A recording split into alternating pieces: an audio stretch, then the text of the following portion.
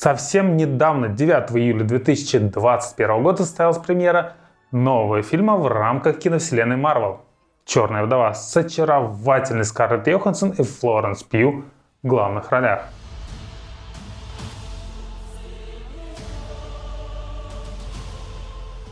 И как наверняка вы уже догадались, фильм полностью посвящен истории Наташи Романов, также известной нам как «Черная вдова». Первое упоминание о «Черной вдове» относится к выпуску номер 52 от апреля 1964 года, где она предстала в образе советской шпионки. Обольстительная Наташа сразу завоевала сердца читателей и надолго обосновалась во вселенной Марвел, а в процессе развития персонажа и вовсе перебралась из СССР в США и примкнула к Мстителям. Наверное, чтобы сражаться на стороне всего хорошего против всего плохого.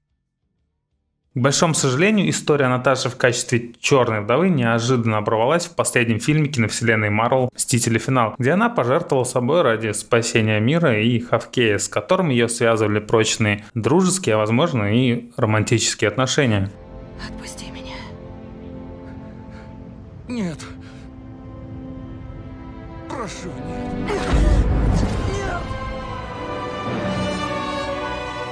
В предыдущих фильмах киновселенной история Наташи раскрывалась просто крайне эпизодично, в основном за счет мимолетных флешбеков и воспоминаний самой Наташи. Таким образом, «Черная вдова» стал первым фильмом в киновселенной Marvel, полностью посвященным истории становления Наташи как полноценного супергероя. И как это водится, сразу после релиза фильма набежали толпы фанатов и экспертов по вселенной Marvel и начали усиленно выискивать в фильме всевозможные пасхалки, отсылки, теории заговоров, скрытые детали и даже 26-е кадры.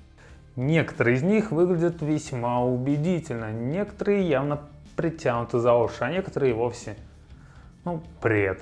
И давайте сегодня вкратце ознакомимся с некоторыми из них и посмотрим, насколько вообще они являются состоятельными. Итак, фильм начинается с флешбека из детства Наташи, которая прошла в качестве члена семьи советских агентов разведки, заброшенных на территорию США с целью похищения научных данных о текущих разработках Института Нортона и сбору разведданных о высокопоставленных целях в правительстве США. Фанатское сообщество посчитало эту историю отсылкой к нашумевшему сериалу «Американцы» и к реальному шпионскому скандалу от 2010 года. И действительно, история о спящих шпионских ячейках-семьях также имела место быть в нашумевшем сериале «Американцы», за единственным исключением. Например, в сериале дети даже не подозревали о том, что их родители шпионы. В фильме же они пусть не полноправные, но вполне себе агенты разведки. Что же касается шпионского скандала, в 2010 году американская разведка раскрыла сеть спящих агентурных ячеек, внедренных в США российским разведывательным управлением. Всего было выявлено 12 агентов. Впоследствии 10 из них были арестованы, двое же успели скрыться на территории дружественных Российской Федерации стран. Вскоре все 10 были выменены российской стороной на граждан РФ, осужденных за шпионаж в пользу США и союзников. Как раз в этом бартере и участвовал печально известный Сергей Скрипаль, который впоследствии осел в Великобритании и пережил покушение со стороны российских спецслужб. Кстати, автомобили, которые преследуют семью, принадлежат организации «Щит», что замечательно видно по логотипам на самих автомобилях, и что лишний раз подтверждает связь между организацией «Щит» и Институтом Нортона. В принципе, история с внедрением шпионов целыми семьями плавает практически на поверхности, особенно после выхода сериала «Американцы» и, конечно, скандала 2010 года. Поэтому использование подобного сюжетного решения в фильме сложно назвать чем-то уж совсем необычным и неожиданным. Но связь определенно интересная, поэтому 8 русских шпионов из 10. Ты принес?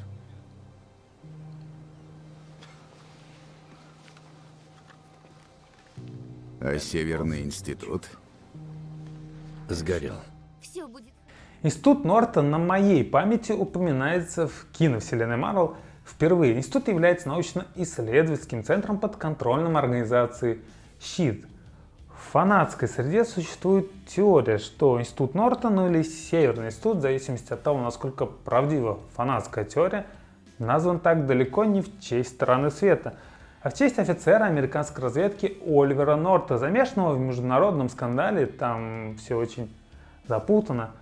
По секретным поставкам оружия правительству Ирана в обход международного эмбарго с последующим финансированием повстанцев в Центральной Америке деньгами, полученными от Ирана в качестве оплаты сделки.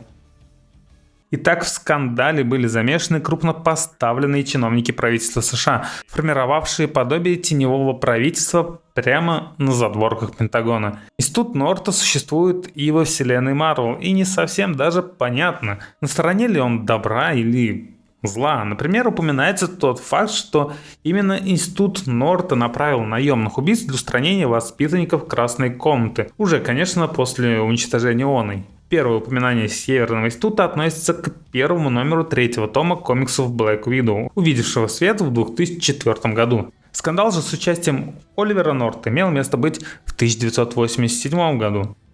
И опять же, чисто хронологически теория вполне может быть правдой. Имя Оливера Норта ассоциируется с теневым правительством и секретными, а порой нелегальными проектами Пентагона, чем, собственно, и занимается Институт Норта под предводительством организации «Щит». Поэтому выглядит вполне и вполне убедительно. 8 ящиков оружия из 10. Мы проникли в Северный институт в Огайо. Мы украли не оружие и не технологию, а ключ к пониманию природы свободы воли.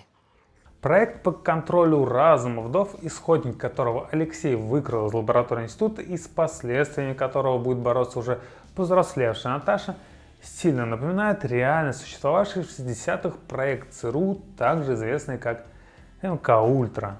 Целью проекта МК-Ультра была разработка средств по контролю человеческого сознания с целью последующего контроля как своих агентов, так и агентов разведки потенциального противника. Документально подтверждена как минимум одна смерть впоследствии испытания разработанных препаратов на ничего не подозревающих гражданах США, имевших несчастье обратиться в психиатрическую клинику Мемориального института Аллена. В то же время во вселенной комиксов также упоминается факт психологической обработки Наташи учеными Красной комнаты. И опять же, идея полного контроля над разумом, будь то солдата, человека или вовсе животного, это давняя мечта любого вояки. Подобные эксперименты в реальности проводились множество раз, начиная с того же самого МК-Ультра и заканчивая попытками создания кибернетических насекомых и животных с целью использования их в качестве средств разведки. Далеко не факт, что создатели фильма отталкивались от реальных событий, тем более учитывая, что подобный проект существовал и в комиксах. Ну, конечно, чисто хронологически МК-Ультра мог служить прототипом, но уже для создателей комиксов. Но, с другой стороны, кто его уже знает, как оно было на самом деле. Но выглядит и читается вполне занятно. Поэтому 7 кибертараканов из 10.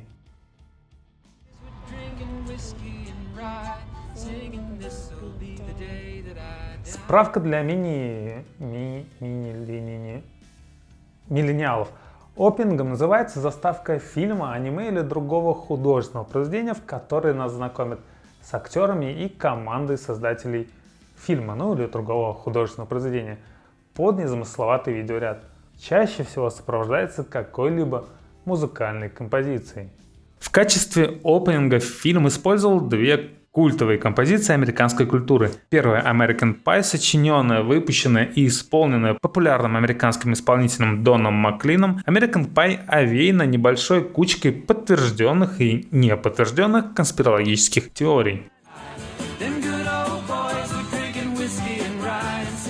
Так, например, композиция в действительности была посвящена авиакатастрофе 1959 года, в которой погибло сразу 3 крайне заметных исполнителя раннего рок-н-ролла. Этот день впоследствии окрестили как день, в который умерла музыка. Композиция определенно является траурной и несет соответствующий трагический посыл. Также существует теория, что в композиции присутствуют отсылки к некоторым политическим событиям, таким как, например, убийство Джона Кеннеди, кубинский кризис и множество других.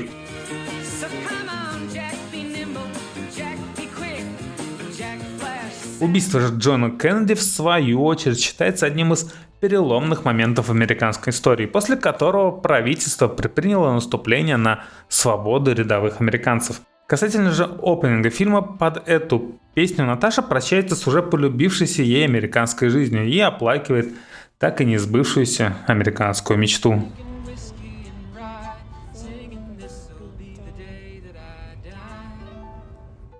И вторая композиция принадлежит группе Nirvana «Smells Like Teen Spirit». Дословно можно перевести как «пахнет подростковым духом». Композиция признана символом бунтарского молодежного движения, пусть и не всегда конструктивного, порой даже замешанного на сексе, наркотиках и мелких и не очень мелких шалостях.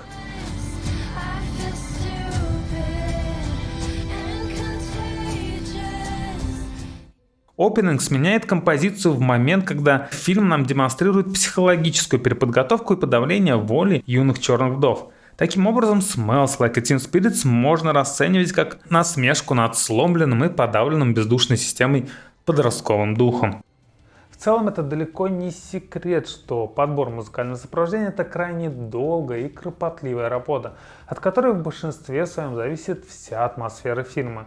И это вполне похоже на правду, что American Pie был выбран как траурная композиция под траурные же кадры фильма, а Smells Like Teen Spirit как намеренный контраст к происходящему на экране. Поэтому 9 металлик из 10.